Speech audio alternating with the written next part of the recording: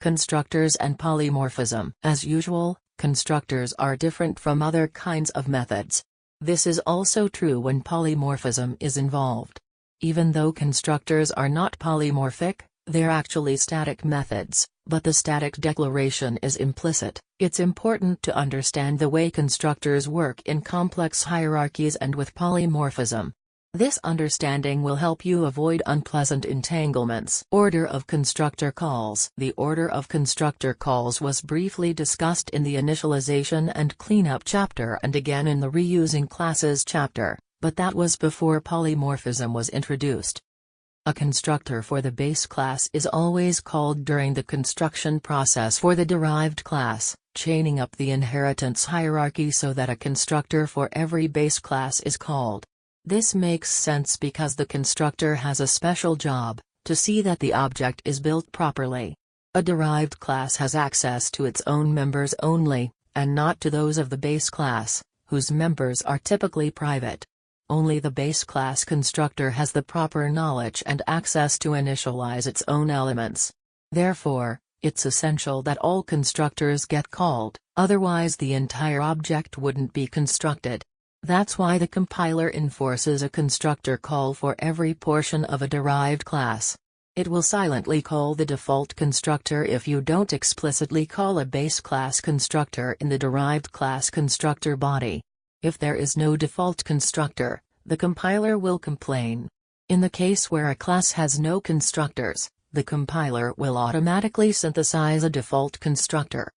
Let's take a look at an example that shows the effects of composition, inheritance, and polymorphism on the order of construction. This example creates a complex class out of other classes, and each class has a constructor that announces itself. The important class is sandwich, which reflects 3 levels of inheritance, 4, if you count the implicit inheritance from object, and 3 member objects.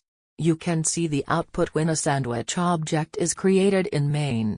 This means that the order of constructor calls for a complex object is as follows. 1. The base class constructor is called. This step is repeated recursively such that the root of the hierarchy is constructed first, followed by the next derived class, etc., until the most derived class is reached. 2. Member initializers are called in the order of declaration. 3. The body of the derived class constructor is called. The order of the constructor calls is important. When you inherit, you know all about the base class and can access any public and protected members of the base class. This means that you must be able to assume that all the members of the base class are valid when you're in the derived class. In a normal method, construction has already taken place, so all the members of all parts of the object have been built. Inside the constructor, however, you must be able to assume that all members that you use have been built. The only way to guarantee this is for the base class constructor to be called first. Then when you're in the derived class constructor, all the members you can access in the base class have been initialized.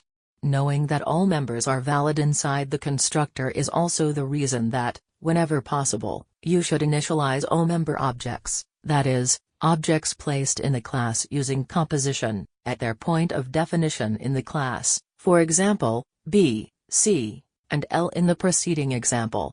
If you follow this practice, you will help ensure that all base class members and member objects of the current object have been initialized.